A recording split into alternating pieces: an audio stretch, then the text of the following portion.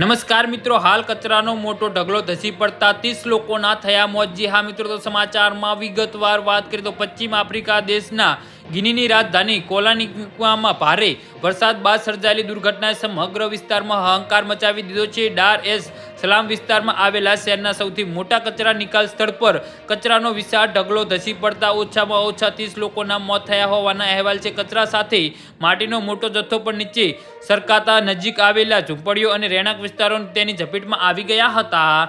જી હા મિત્રો, અત્યારે હાલના સૌથી મોટા અને દુઃખદ સમાચાર સામે આવી રહ્યા છે। તો મિત્રો, સમાચારમાં વધુ વિગતવાર વાત કરીએ તો આ દુર્ઘટનામાં 6 લોકો ગંભીર રીતે ઘાયલ થયા છે, જ્યારે 22 લોકોને સામાન્ય ઈજા પહોંચી હોવાની ગિનીની નાગરિક સુરક્ષા સેવાએ જણાવી છે। જોકે કાટમાળ નીચે હજુ પણ કેટલાક લોકો દટાયા હોવાની શંકા વ્યક્ત કરવામાં આવી રહી છે અને મૃત્યુઆંક વધવાની ચિંતા પણ વ્યક્ત કરવામાં આવી રહી છે। ઘટના સ્થળે બચાવ અને રાહત કામગીરી સતત ચાલી રહી છે।